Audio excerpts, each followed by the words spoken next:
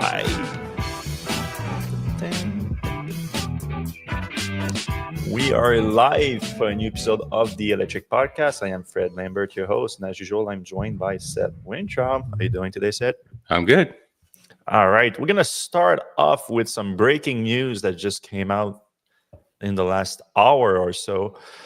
So we reported over the last few weeks on Tesla being for almost a month now in its first trial over a wrongful death regarding a fatal accident involving one of its ADAS system. In this case, it's an Autopilot crash because it's back in the 2019. But it's a very interesting one because Tesla has settled a few of these cases in the last few months, so that they've reached through the court process. They were getting further and further, but none of them went all the way to trial, and then this one did, and it's not clear why. It's not clear if it's a situation where Tesla tried to settle and they wouldn't settle, or if Tesla didn't want to settle and wanted to push to trial. But it went to trial either way, and it's been like that for 3 weeks now. So a bunch of back and forth between the plaintiff, who are, let's name them because they are one of them is dead, unfortunately. So it's Nabil Benavides and Dylan Angulo. So if you don't remember, a quick recap to what happened. It's George Meggie is the driver of a Model S, a brand new 2019 Model S in April 2019 in Key Largo, Florida. And he was driving and he dropped his phone. You know, shouldn't have your phone in your hand to start with, but he dropped it like in between the seat cushion or whatever. And he was leaning down to retrieve it while on autopilot. And arrive at an intersection, and obviously Autopilot didn't stop at the intersection, and hit a Chevrolet Tahoe, where both Benavides, Leon, and Angulo were standing next to the truck. And Benavides unfortunately died during the impact, and Angulo hit his head pretty hard and had some serious issues after that, but he survived. So the family of Benavides and Angulo himself sued both Meggie and Tesla over wrongful death and damages for the impact that it had on Angulo's life, because it was like a very severe accident. Let me just put myself on do not disturb. All right, and so they sue both Meggie. Who Meggie, by the way, was charged with reckless driving by the police, and I think for good reason. And he admitted it right away that he was not paying attention. But he also right away said, "I was on autopilot, and I thought autopilot would cover me for the time that I was reaching for my phone." And this is obviously not the case. But Meggie was also like on the civil level sued by the family and Angulo. And he settled right away, basically. So he admitted his wrongdoing and settled for undisclosed amount. But Tesla, like I said, Tesla didn't. So on the Tesla side, it went to trial. And this is where things got interesting because, like I said, Tesla normally settles these lawsuits, at least the last two that were brought up in the last few months, or Tesla beats them because, like in this case, as clearly as it gets, the driver was not paying attention, and Tesla tells the drivers to pay attention when using its ADAS system like Autopilot or Full Self-Driving. But what is very interesting in this case is that the plaintiff, the lawyer for the plaintiffs, so the consuls, went around that by actually using Meggie's words, saying that he thought that Autopilot would take care of it, and Tesla's own marketing of Autopilot systems as being, safer than humans and be able to save drivers in certain situations and whatnot, to use that as a way to show that drivers such as Meggie become overconfident in the system and trust it when they shouldn't. So that was one of the arguments that they were making. The other argument was Tesla designed Autopilot for highway driving, and open it up to non-highways. So they let drivers use it on just regular roads, which was the case here. So the argument here is that Tesla was negligent in releasing Autopilot on these roads because drivers would, this accident would not have happened on the highway, most likely, even though you should still pay attention on the highway. But on the road, when there's an intersection coming and Autopilot at the time was not able to handle that, that's what happens. And Tesla's argument, again, was to blame everything on the driver, and that's its go-to argument anytime there's a crash involving its ADAS system. And the lawyers in the closing argument for Tesla was making that argument again and said, like, can it happen in any car? Of course it can. Does it happen in any car? Of course it does. So saying that this is not a Tesla thing, this is the driver's thing not paying attention. But it failed because Tesla, in doing that, said they're sort of like trying to play both sides of the middle here. They're saying Autopilot is more than a cruise control system. It is safer than human. It is all these things. But then when a crash happened, they're like, no, well, Autopilot is just like a regular cruise control, and you have to use it like that and everything. So you cannot have both sides of it. And sure enough, the jury in this case today, they released their verdict and they find Tesla liable for the accident. It's a weird thing in the US that we in the civil liability case, they actually have to attribute a percentage of liability on a death, like a wrongful death, which is freaking nuts. But Tesla was found 33% liable for the accident. So this is an interesting like figure to put on it. So the driver is like full responsible for the other 60. 2/3, yeah. Yeah, 2/3, and 1/3 is Tesla, and for that they have to pay 300. They were seeking 345 million, and they were awarded 329 million. So 129 million in compensatory damages and 200 million in punitive damages. So Seth, this is a big deal because what's going to happen next? You think like people saw that like this is not the only debt related to a Tesla ADAS system. There are dozens of them. I think 50 something confirmed cases now of people that died with Autopilot of full self-driving being involved in one way or the other. And this is like this was maybe the reason that Tesla went to trial on this. I don't know. Maybe they tried to settle and we don't have that information and everything. But maybe Tesla was for sure thinking it was going to be that because the drivers admitted responsibility and everything. Right. And now you have a bunch of other cases where Tesla did that, like blame everything on the driver, but like now it's not working. So something changed. People are starting to see Tesla's marketing issues around full self-driving and Autopilot leading to overconfidence in the system, something that we've been saying for years that's been a problem. And at the same time, last week, what we were talking about, Seth, was the DMV case in California, which revolves around Tesla, specifically the names Autopilot and full self-driving, but the marketing around it too, but specifically the names, leading to people being overconfident in the system and thinking it can do things that it cannot do. And now we see Tesla, feeling the damage of what it did with that.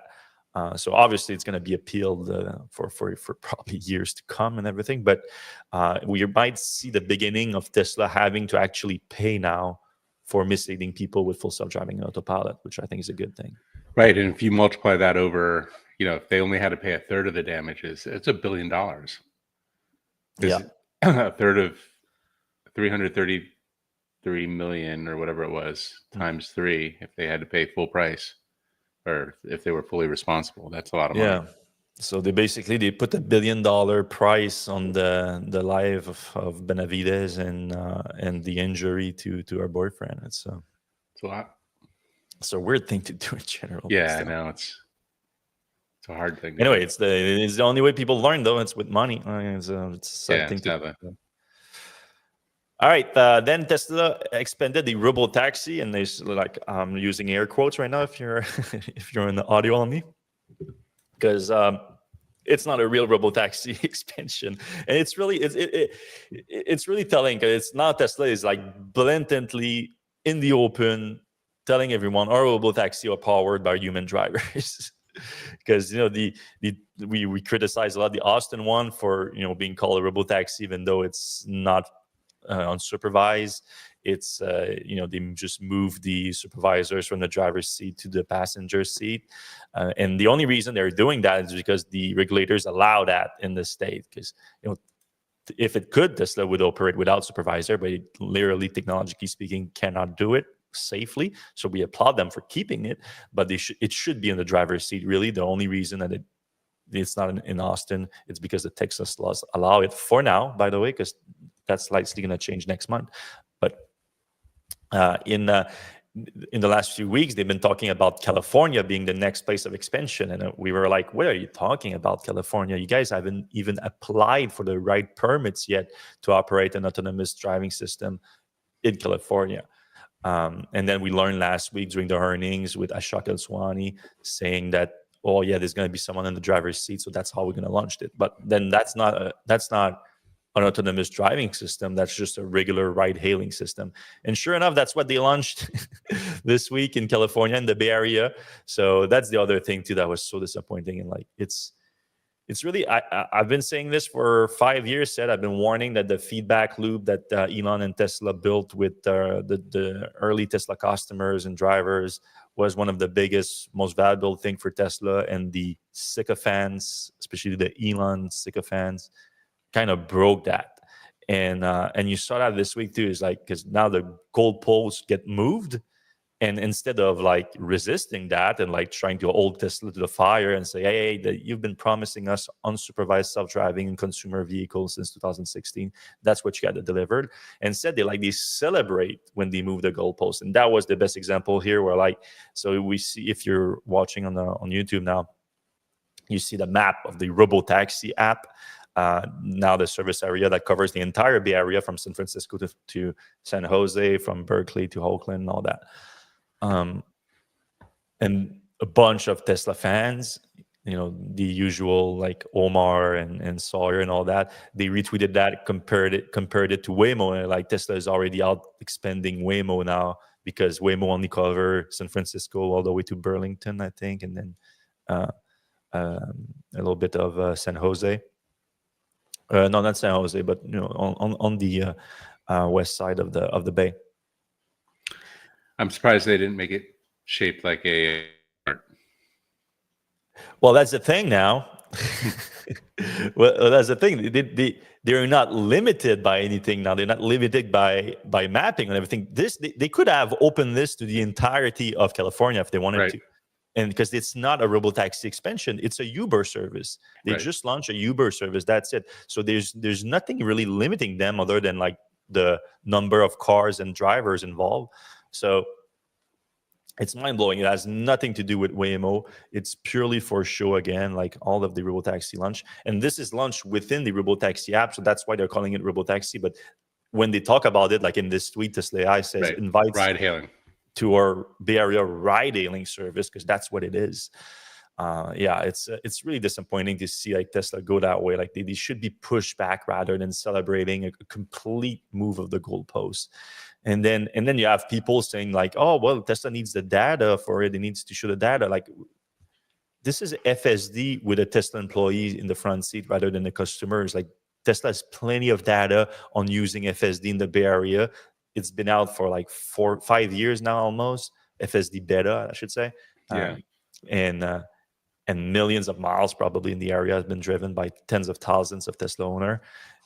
So it has nothing to do with that. It just has to do with creating this illusion that Tesla is catching up to Waymo when it's not even close. And that's the role of people like Omar Quasi and Sawyer Merritt, is just push this propaganda to people and keep the illusion going, when the facts are that Tesla is years behind everyone on autonomous driving, and that is building up a giant multi-billion-dollar liability with the crashes that we just reported, but also with delivering this promise of unsupervised self-driving to millions of vehicles, which is clearly not happening now.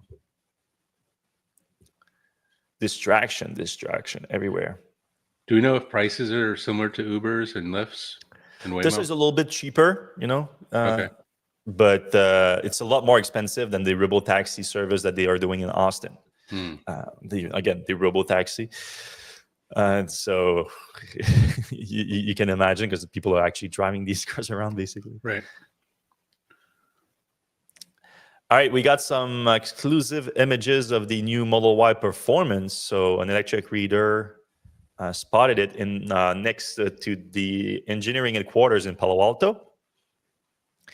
So since Tesla updated the Model Y in January, only the long-range all-wheel drive and some markets you have the rear-wheel drive also has been available, but the performance version has not been available. And that's been the same thing with Tesla's upgrades lately. The Model 3 also came like 6 months or so after, even maybe a little bit more than that for the Model 3, after the refresh of 2024. But now we spotted this one, and it's pretty clearly a performance Model Y, because you see here the wheels, they look like even plaid wheels. It looks like the same one. And then when you zoom in, you can actually see the bigger brake pads here, the ceramic, I hope it's ceramic calipers on the wheels here. So it's pretty much confirmed that it's the Model Y Performance. And the reader, who wants to stay anonymous, that spotted it, said that they were doing acceleration launches around the side roads here in Palo Alto. Yeah, so, I recognize those roads. Yeah, beautiful roads too. Yeah. We need to watermark those in the future, because I've seen these images everywhere. I didn't even realize that we were the original ones that got that. Yeah, I didn't think about that. So we don't know the spec just yet. So the last Model Y Performance had 0 to 60 in 3.5 seconds, had EPA range of 277 to 285 miles, 446 kilometers to 459 kilometers. But that depends on the wheels options. And it started at 51,500 before incentive.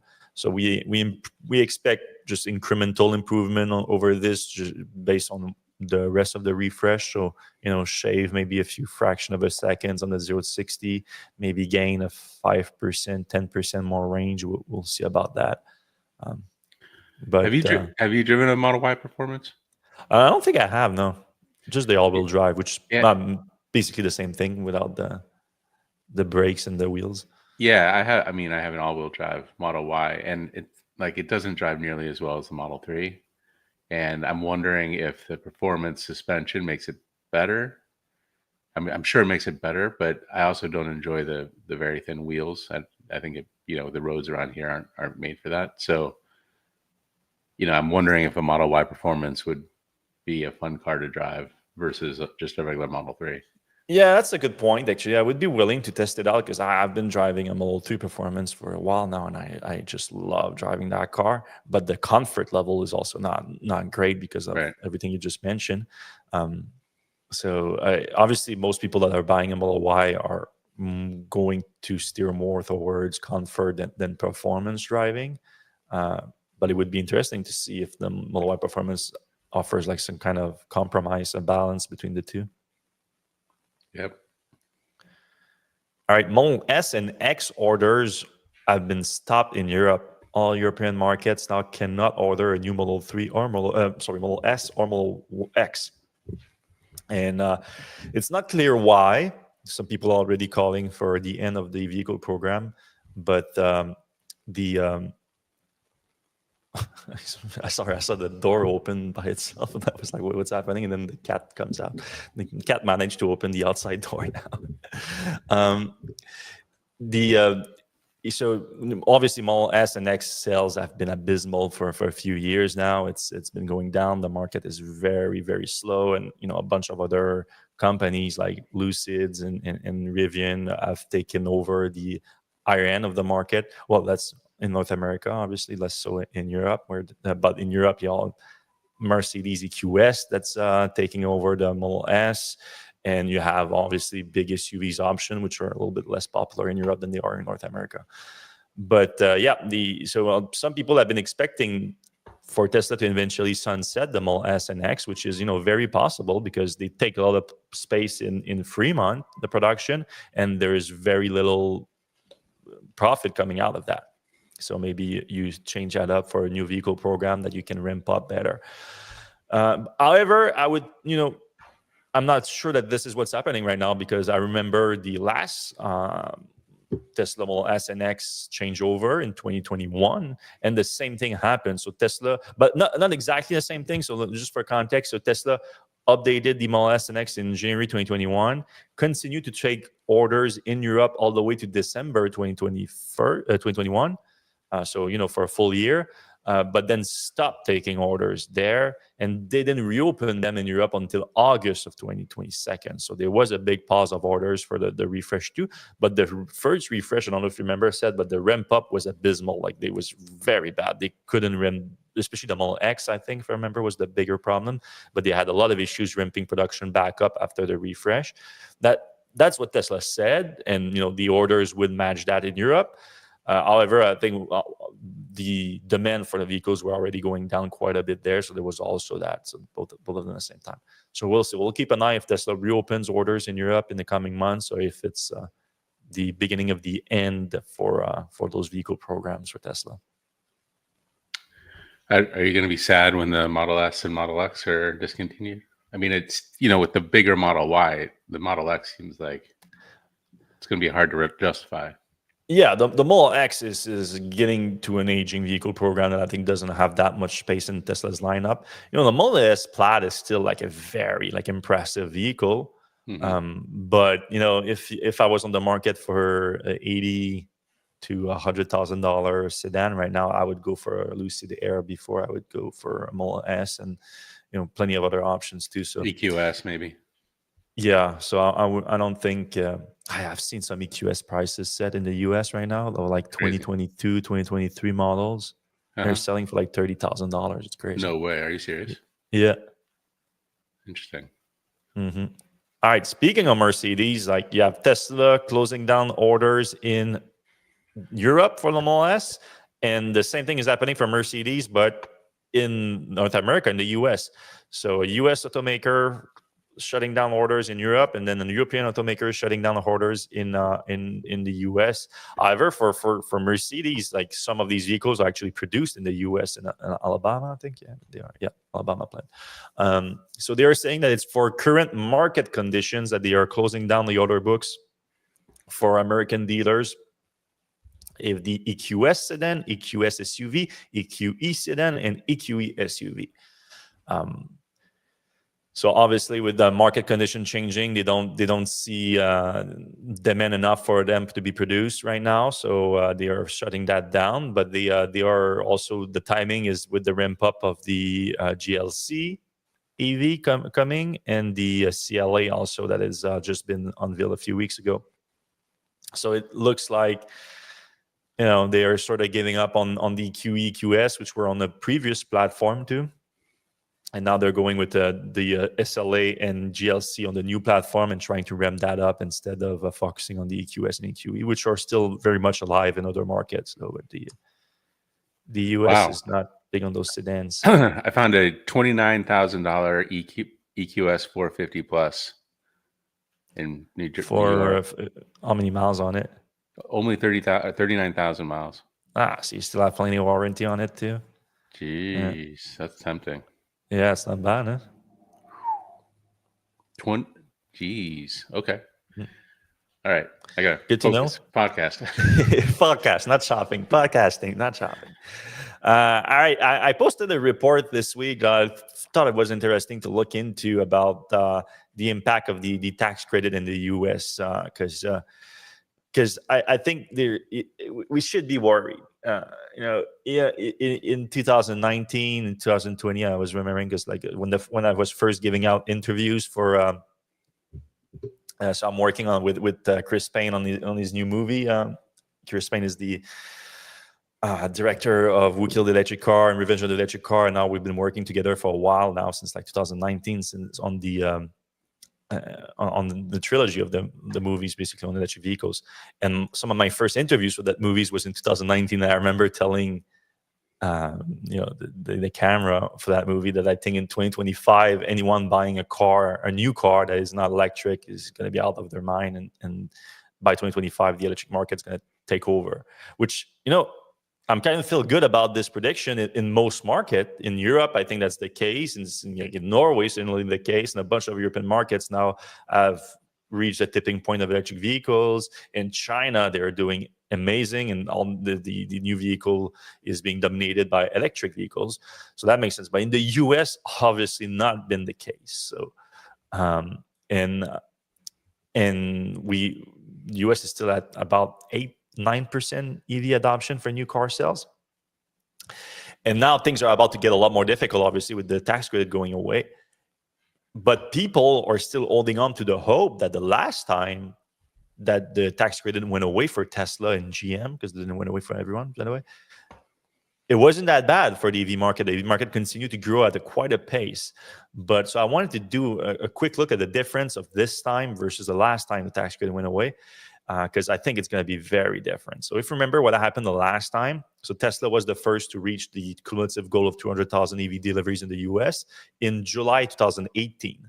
That triggered a phase-out period that resulted in the tax credit being half to $3,750 in January 1st, 2019, half again to $1,800 on July 1st, 2019, and then completely gone by 2020. Tesla compensated that with some price cuts. So that's what happened there. Tesla compensated with some price cut. And then, from Q4 2018 to Q1 2019, sales went down in the US, but it didn't go down by that much.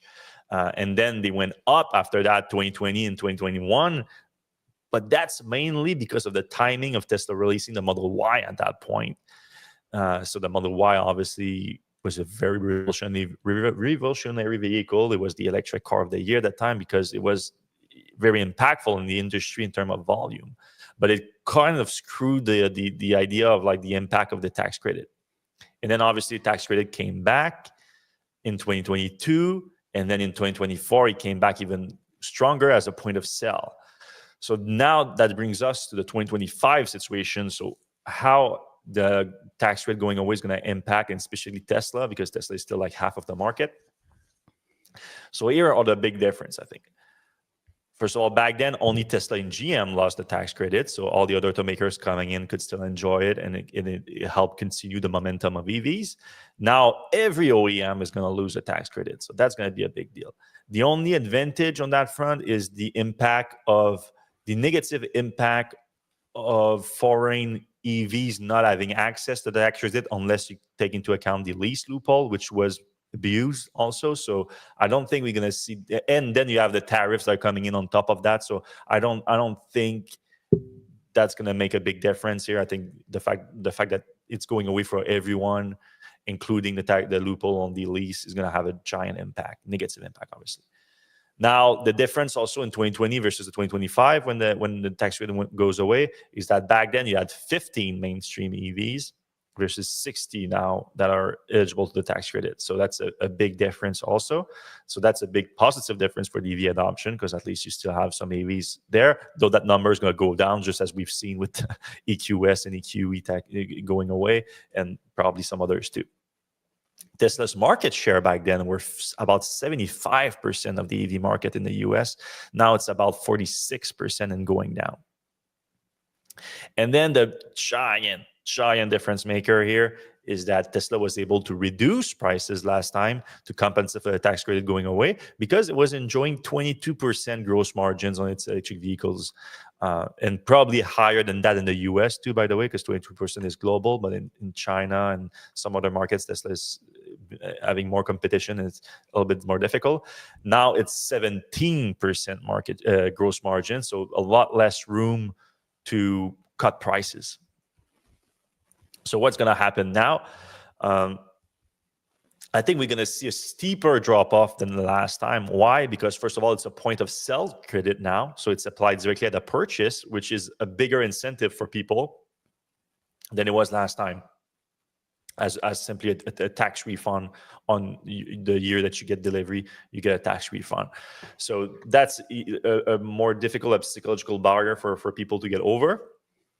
And also, obviously, I think the impact of the Tesla not being able to, unless they just eat it. But I don't think we're going to see that happening.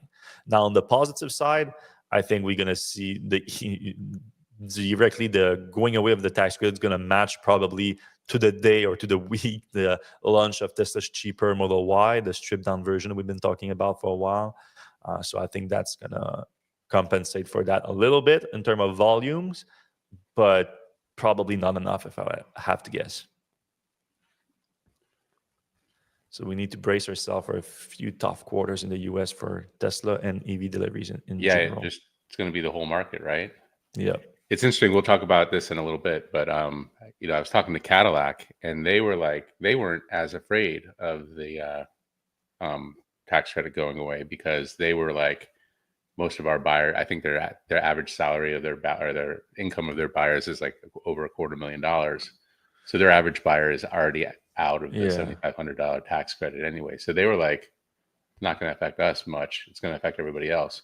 Cadillac, Lucid, Rivian, Mercedes. A lot of them in the same bowl. It depends. So you have to look at their leases, though. So if they have a high percentage leases, then they should be a little bit worried about. So Cadillac probably doesn't see a high percentage of their vehicles going through leases, because then the loophole was both for foreigners but also for income.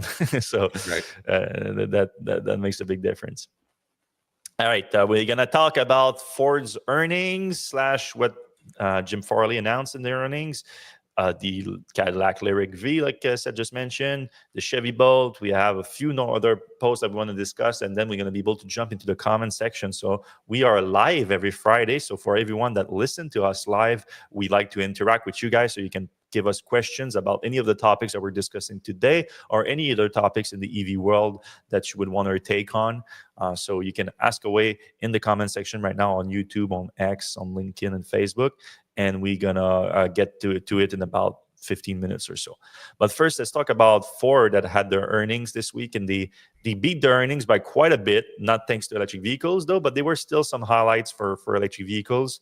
So they lost more money on electric. They doubled the revenue on electric vehicles to now $2.4 billion.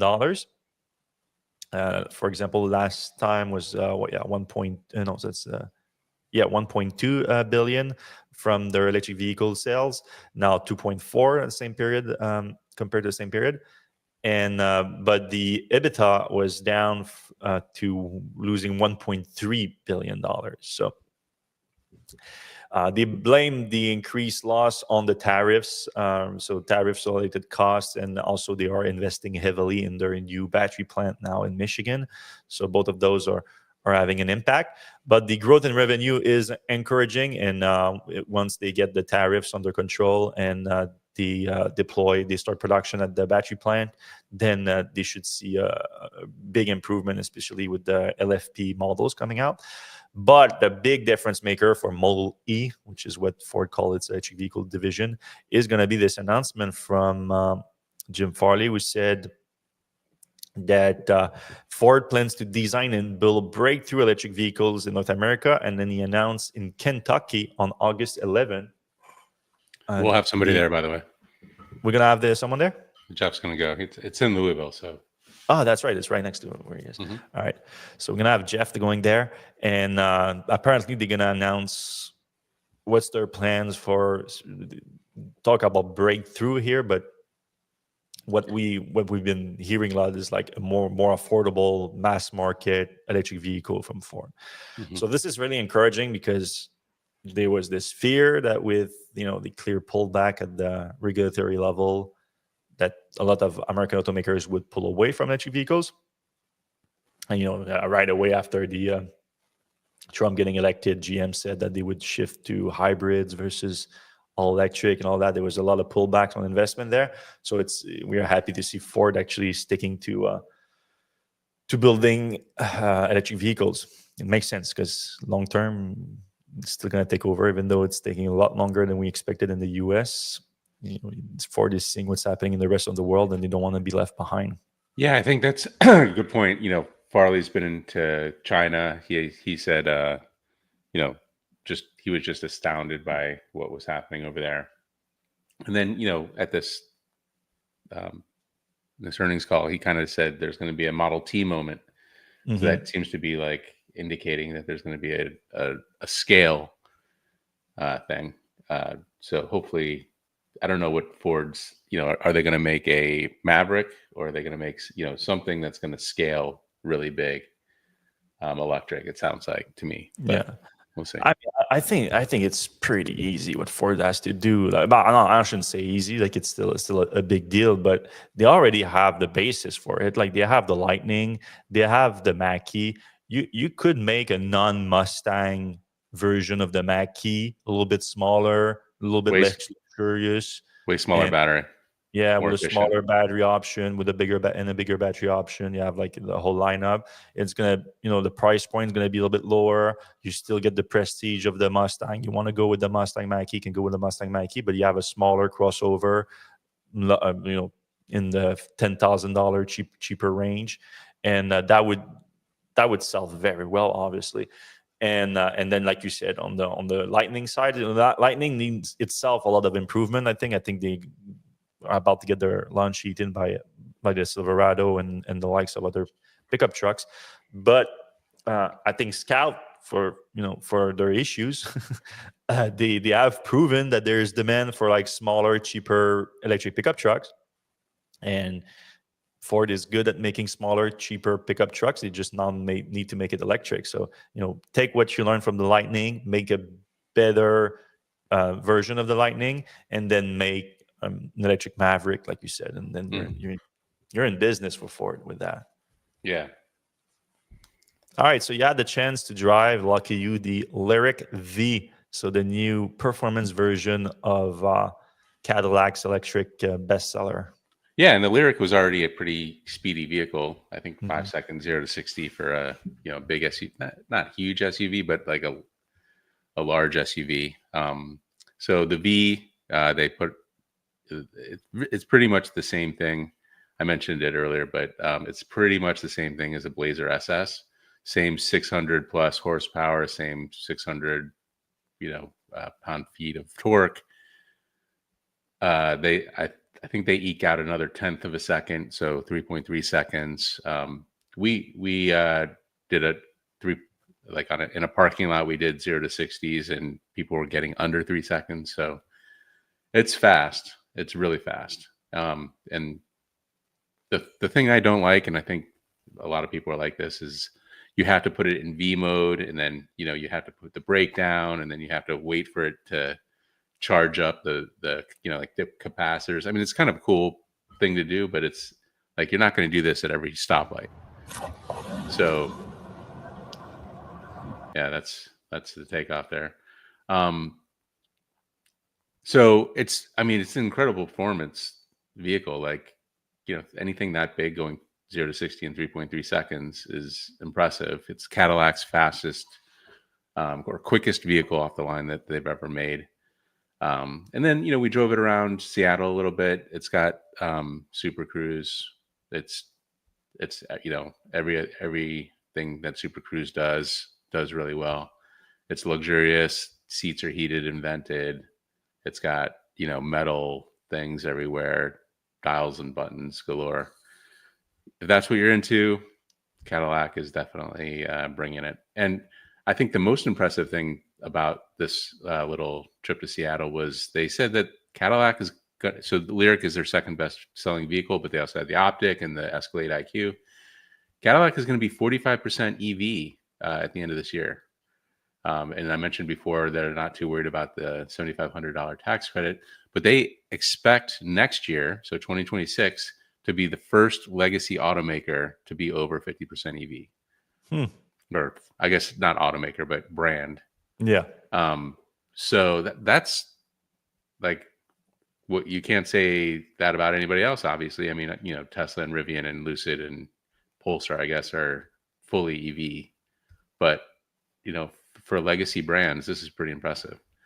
Back to the car, it's just a very nice car. Like, I've driven the Lyriq a bunch. The first Lyriq I drove didn't have a heads-up display. This one has this like augmented reality heads-up display, which it's just really nice. Like, you get the directions and everything else. and it's not too intrusive, and it's one of those things that, like, as a Tesla driver, I'm just like, kind of wish Tesla would do that. Yeah. Especially like now that I'm getting really frustrated with FSD lately. Like, my one of the biggest advantage I thought with the Tesla, with the Model 3 not having the screen in front, is like, at least with FSD, like, you don't have to think too much about the speed. Right. So I just look at the road and everything. So that makes sense for me. But like, I don't know about you, but the latest FSD updates that I'm getting, it's so frustrating on the highway, where I always put it 180 kilometers an hour on the highway and like leave it at that, which is faster than the average car, but not super fast either. Like, some people will go to 120 and some go higher than that, but like, people will use cruise control. I mean, and so I would often pass a car, and then I go back to the right lane in front of them, I would leaving a good distance, and then it would just randomly slow down every time. Every time it would slow down, and like slow down by like 5-10 kilometers an hour, like not big brake, not phantom braking, but just slow down. And I wouldn't realize it, because I'm not looking at the speed on the right side. I'm looking ahead. I'm looking around like I usually do with FSD. And then I see the car is in my ass, or is like slowly passing me, the car that I just passed. I'm like, what's happening? And then I look at the speed, and I'm like 10 kilometers down for some reason. I just slow down in front of the guy that I just passed. So this is really annoying. And I feel like if I would have a clearer view of my speed all the time ahead, but with a heads-up display, it would at least counter that a little bit. I mean, it should be fixed in the first place. But the biggest advantage of a cruise control system is maintain your speed. And it cannot even do that sometimes. It's annoying. But yeah, heads-up displays in premium vehicles are kind of becoming quite standard. Yeah, and so this being a GM vehicle, I was like, oh man, it doesn't have CarPlay or Android Auto, so I didn't even hook up my phone to the car. It does have CarPlay because the Lyriq is kind of a legacy, a brand that is allowed to keep it, which is so silly. Like the fact that GM is keeping its new vehicles. You say the Lyriq, but is it not all Cadillac? I think it's all Cadillac, right? I don't know if the Optic has it. Maybe not. Maybe not the Optic. Yeah, I don't know. But I'm it's testing the Escalade IQ at the end of the month. So oh, really? Yeah. That should be cool. Yeah. Yeah, I was just really impressed. Like the Cadillac people knew a lot about electricity, like stuff, like charging, and I was pretty impressed by. And they were asking like really good questions, and I would say stuff like, well, if I move to this, I would miss the car camping, and they're like, yeah, we know, but is that really a Cadillac thing? Probably not. Yeah, so you have to know your audience here a little bit, right? So yeah, I'm just impressed by Cadillac will be the first legacy brand that's going to hit 50% EVs, which is kind of a big deal. Agreed. In this red, it looks actually pretty awesome. Yeah. Is this the NACS yet, or the? No, that was frustrating. The Optic is the one that gets the NACS. Yeah. But it'll go to NACS. Yeah, for sure. Next year, probably. All right, and then a Bolt with NACS. So we have the first official images for the Bolt. Is that right? Yeah, I mean, there's teasers really. Yeah. So GM released some teasers of the new Bolt, which is not a 2026. It's going to be a 2027, which is a little disappointing because I thought for some reason the car would be out next year. Well, it's going to be out next year. Yeah, that would be out. It was supposed to be out this year, but now it's only going to be on Ville this year and then launching next year, I think. Yeah, so fall of this year. Yeah, I don't know. Like, it looks kind of like a Bolt. Like, they didn't really show us much. I would really like to know if it was a, more of a hatchback or a SUV, because the Bolt EUV looks kind of like an SUV, and the EV looks like a hatchback. I'm partial to the hatchback version. Mm-hmm. I don't know if it's going to have Super Cruise or not. I don't know if it's going to have CarPlay or not. There's a lot of questions still to be answered, but this is just kind of a reminder. And obviously NACS is nice, though we had already heard about it. Yeah, I think GM is gonna have to include Super Cruise on everything now. Well, offer it as an option at least on everything. I think it's just it makes a ton of sense. Like Yeah.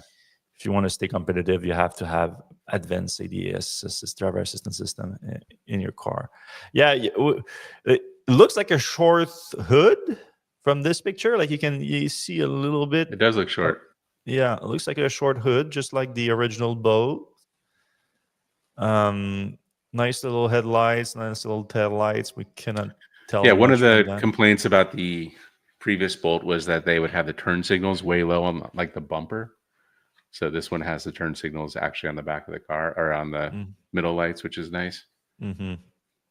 And then, like you said, NACS we already knew about. And if you're going to launch it in 2027, well, in 2026 as a 2027 model, you kind of probably all of GM's EVs going to have NACS on there at this point.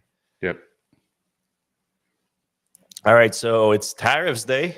It's August 1st. It's tariffs day, or sort of, because a bunch of them were delayed again, except the one in Canada. We just got slapped with a nice 35%. That's sweet. Oh, nice. Congrats. But a few countries got those little sweet deals with Trump, which I would put a big asterisk next to them, because all of the deals that were announced so far were like they didn't really make sense. Like the Japan one, where not Elon, confusing Elon with Trump again. Trump said that they were investing $550 billion into the U.S. and that 90% of that's going to go to U.S. companies or something. And then Japan was like, we didn't say that at all. what are you talking about? But they did get a few deals done. So Japan getting 15%, and now South Korea is also getting a 15% deal at the last minute. So they were going to be slapped with a 25% reciprocal tariffs. That was the threat for the last few months. Now it's being revised to 15%. So it's a little bit better, and it's the same as Japan, so that Hyundai and Kia is going to be able to compete with the Japanese, Toyota, Mazda, and all that. But it does mean the 15% tariffs on Hyundai and Kia EVs that are coming from Korea. Now the good news is that a lot of them are being produced in the US already, so it's not that big of a worry. The IONIQ 5 and IONIQ 9 are the one that's being produced in the US. Now I think I also had some Hyundai on the stats that were released. Yeah. So the IONIQ 5 is doing very well now, selling at about 5,000 units a month, which is pretty good for the US market for a vehicle program. They had a record of 5,818 units sold in July. So that's really good. And now they are at nearly 25,000 IONIQ 5 year to date. The 6, which is the one that is not being produced in the US, is having a lot tougher time. We're talking about 949 units, so 7,200 since the beginning of the year. But it just got a big update on it, so that's good. And then the 9 is doing very great, very good. For it just launched basically. So they sold 1,000 units in July, so they are already at 2,086 units so far this year, and just basically just 2-3 months of sales. So it could be like a program. It's already basically outselling the Cybertruck in the US. So good for Hyundai. All right, one more news article to discuss, and then we jump into the comment section. So if you have questions for us, now it's the time. We're going to get to it in just a few minutes. But Subaru is teasing that it might release an electric version of the BRZ. So it's kind of iconic but short-lived sports car, two-door sports car. I think they stopped selling it in 2020, but then there's also the Toyota GR86, which is very similar. Was the same platform, same vehicle, but from Toyota. So we have the Subaru Global EV product head Inu Masahiko, and he said that they are currently considering doing that. So they had good feedback from the recent launch of the Uncharted EV from Subaru, and now they are looking to expand the lineup. And obviously, the Solterra was not a great success, but The Uncharted, I think, got a lot better attention, and now For sure. they're considering the BRZ, which is an underserved electric vehicle market. The two-door sports car that are not like crazy expensive. How much was the cost of a Subaru BRZ? I don't remember. So, No idea, but my son's in love with it. So yeah, it's a great looking hopefully, car. hopefully there's an electric version, so I don't have to get a gas one. I'm having a weird sound coming out of my setup right now. It used to cost $33,000 Canadian. Sorry, I'm in Canada right now, but so like it's probably was a 30,000 US car too. So not bad at all. I would definitely buy like a $35,000 all electric BRZ as like a little midlife crisis car. There you go. It'd be great. All right, let's jump into the comment section. We have Dadtastic here that's commenting like crazy. All right, Donald Parrish. No wonder Tesla is so policing of FSD, if afraid of more such judgments. Yeah, I did notice I got kicked off of FSD on my way back from the solar race, which was quite frustrating. I think they were, there were times where it was beeping and I was like holding on and looking, and I'm like, what's going on? Like, and so I think they overcorrected in that area. Yeah, well, sometimes they also tell you like if you have your cap a little bit too down too, it tells you your monitoring is off, video monitoring is off. But then if you don't notice it and you're not grabbing the wheel, you're not putting torque on the wheel, and you're just looking ahead, and it doesn't know that you're looking ahead, and then it kicks you off. That's the most annoying thing for me. It's like I was paying attention. Like what are you saying? Yeah. All right. Moving on. Electric. Oh wait. What took so long for the U.S. government to step on FSD here in Europe? I don't see FSD in public use for a long time. Yeah, I think this is a rare moment where the U.S. is less litigious than Europe, or at least from a higher level. So I think Tesla was probably just worried about getting sued or getting permission in Europe. Is that your take? In Europe, it's a regulatory concern. The Tesla is not launching FSD there because it's not allowed to. In the U.S., though, the government is not stepping on Tesla for FSD. The California government is, but not the U.S. federal government, not yet, at least. All right. Electric Brian says, I wonder if the San Francisco FSD safety drivers will take over using the screen like in Austin, or will use the wheel and pedals. I mean, they're driving the car. They're like sitting there. They might as well just grab the wheel. Like, why would they have? Yeah, I think that makes a lot more sense. In fact, if you're going to have a safety driver, it's just showed like it's going to be safer to put them in the driver's seat, right? So they should just put them in the driver's seat. Like I know in Austin too, yeah. Yeah. I know it's like a show, like they're trying to show that they don't need a driver in the driver's seat, but the fact that the guy or woman in the passenger seat has to take over, that's not as safe as if they're, Exactly. It shows the priority.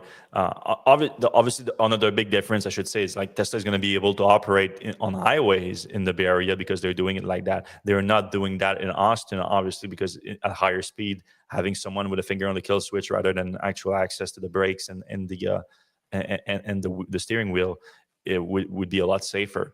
So Tesla is literally like right now claiming to be all about safety, but it's at the same time balancing safety with optics. Like we need to look good, we need to be safe. It's like no.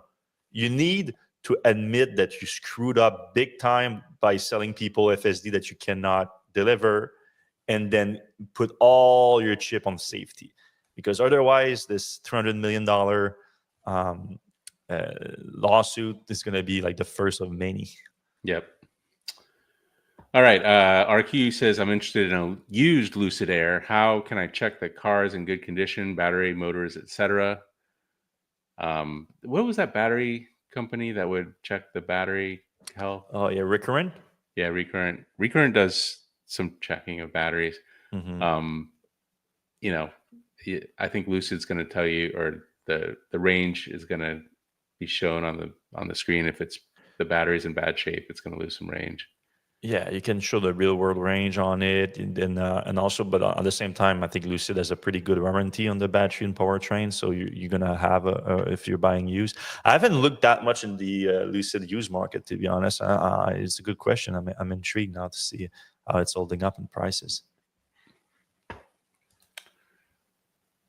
All right, we're not going to say that, but RQ test drive one first. I got one for my wife. The A-pillar is so low, and I and other passengers conk my head on it every time I sit in it, and it isn't as smooth as a Tesla at low speeds and loud motor. So that's Oof, I've driven an Air recently, and I don't agree with a lot of these comments.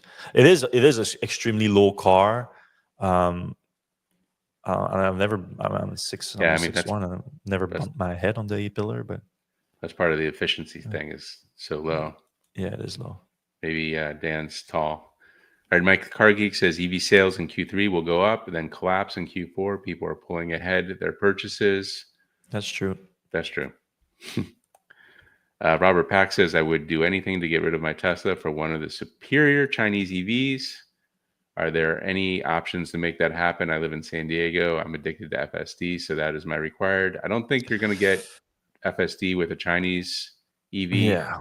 And your best bet to getting one would be to go to Mexico, drive it over the border, and Yeah. So try to get it plated.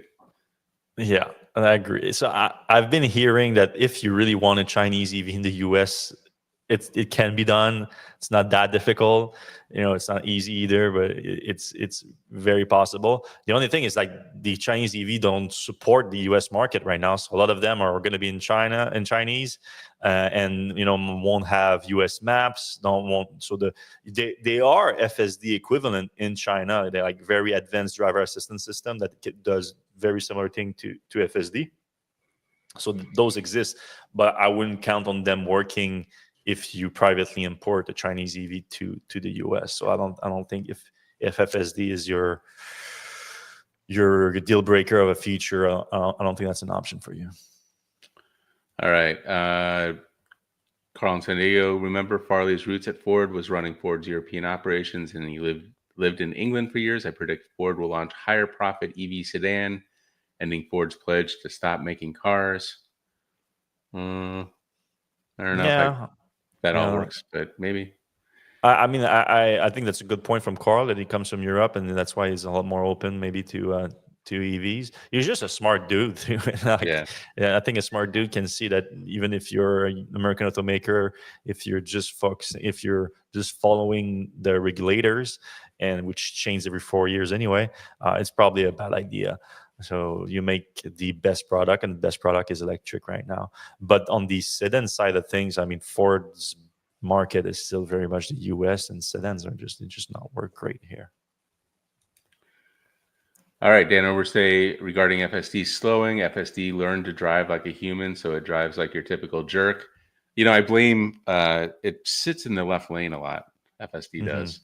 And I blame it like it learned on American drivers how to drive. And like once you're done passing, get in the right lane. And it just very frustrating because I have to put the turn signal on and then it just comes back over. Yeah. There was one update for me that would go back to the right lane half the time. Since then, I don't know as much, because first of all, I don't I give it a shot. I let it go past the car and see like when is it gonna go back in the right lane. But most of the time it just doesn't, or it does it like so far away after you pass that it's annoying me. So once I pass, I bring it back in the right lane myself, like you said, with the turn signal. But yeah, the idea of slowing down, humans are not really supposed to slow down after passing either, at least not by that much. And it's so easy to code that. Like, I set the speed is set, drive to that speed. That's what a cruise control system is. So Tesla is having this bold thing. Is like, we're not a cruise control unless you crash. If you crash with it, then it is a cruise control. Yeah. All right, Dadtastic. I mentioned this before. You all need to do an article on this. In the most recent, and I believe last earnings call, Elon said people disengage FSD to use their phone, the touch screen, and a drive with their knees. How do they know this? Is the cabin camera footage stays in the car. Yeah, that's right. We talked about that before. I never wrote an article on it, but yeah, we did notice that when he said that. Was like, yeah, man, like, what? So is it because there's crashes and then you pull the data from the crashes? Like, how's that work? Yeah, that's a good point. Maybe I'll do an article on this. Fantastic. Yes, autonomy may be the future, but not for many years. Build the car side of the business along with the automation. By the time automation works, there won't be a Tesla left. Yeah, that does seem to be a concern. Like they're focusing so much energy on automation that they're kind of letting their, I mean, still great cars, the Model Y and Model 3, but it doesn't seem like they're getting It the is kind an of love. aging lineup. Yeah. Yeah, I mean, they could do a lot of stuff like, the vehicle to grid stuff. Like it's just wild that they haven't done anything there. The, like the efficiency could be improved. There could be a bigger battery. Just a lot of things that their competitors are doing. He continues, it was 2.5 years ago. He said Optimus would be in production now. It's obviously not. And he's saying it'll be in 2 years. Yeah. Somebody said like, that FSD is a long way off when they can't even get the windshield wipers to work. A lot of dadtastic stuff here. Tesla wants to make the safest cars, then why not use radar and LiDAR to make them safer? They having compute issues, bring back wiper sensor and bright light sensor in the computer. We'll have less to do. If the answer to my question of getting a Chinese EV is no way because of our protectionism policies, I heard Toyota was going to try FSD. Is that true? And when might that happen?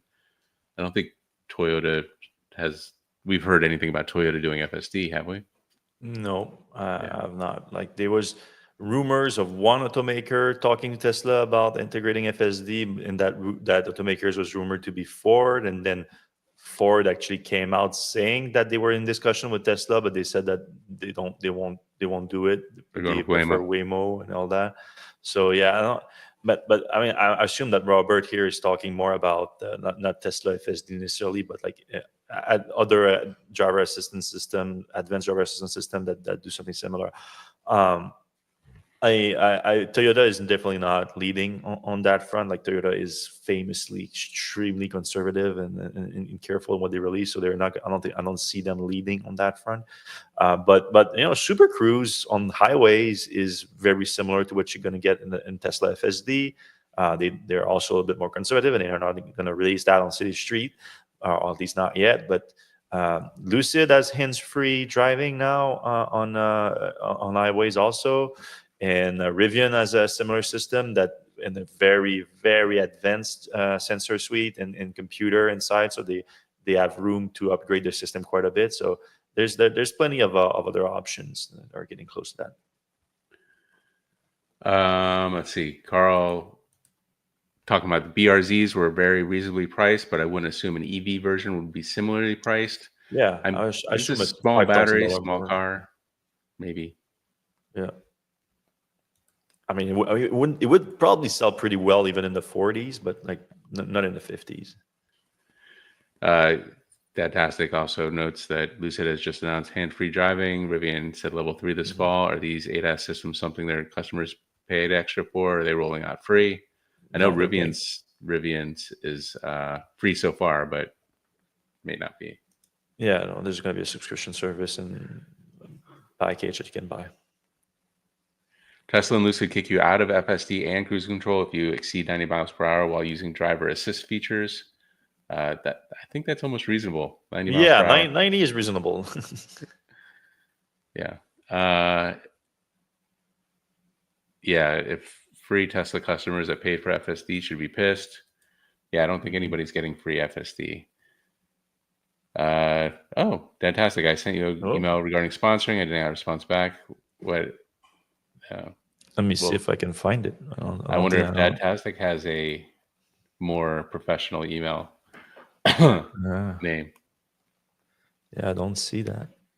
Tesla doesn't care if its previous customers are pissed. That does sometimes feel like the case. Ian Smith from Facebook says, does Tesla Robotaxis... Oh, Axis, like, okay. Less challenging terrain road grid is SF only done because it's adjacent to more tech. Yeah, funny. I researched buying it in Mexico, but you can't just drive across. That is not, unfortunately, not an option because of regulations and get ticketed for driving on U.S. roads. I mean, could you drive it across like in the back of a trailer?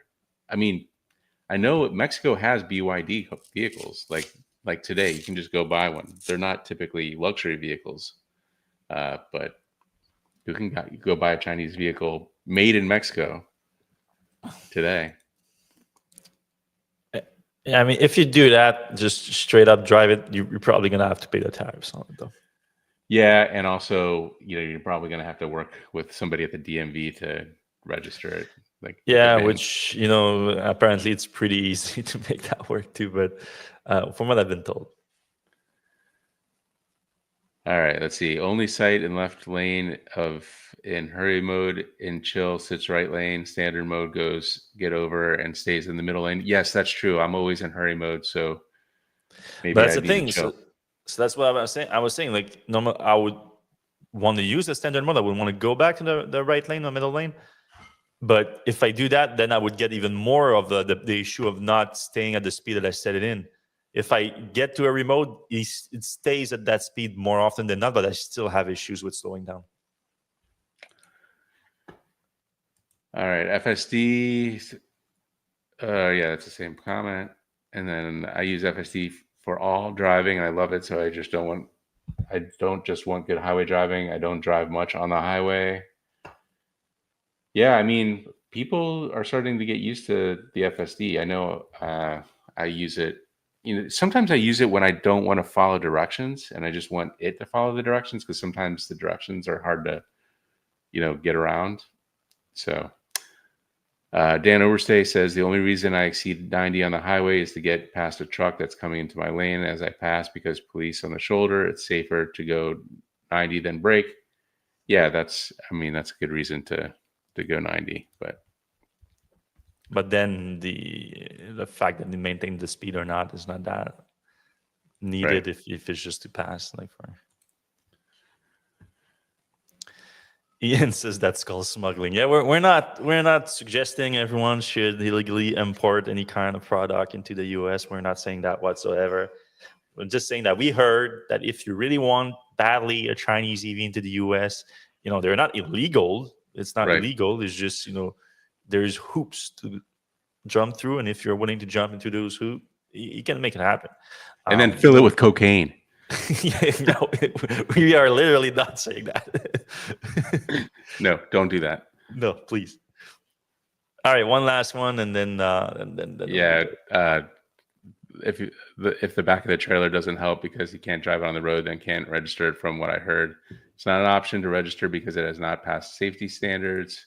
And okay, so what I've heard, and I'm sure it's different between all the DMVs, is that you can just show up and write the model down and everything, and some people will just if they find that it's not working in the system and you just hack them a little bit, they can like there's some kind of code that they can put that like if it doesn't work you can just use that code, and some of them will end up just doing that. That's what I've heard, but obviously it's just hearsay, so do what you want with it. All right, that's it for this week's episode of Electrek Podcast. If you did enjoy this show, please give us a like, a thumbs up, a subscribe, whatever it is on the app that you're watching, because we're live everywhere. And we're going to see you same time, same place next week. Have a fun weekend. Stay safe out there.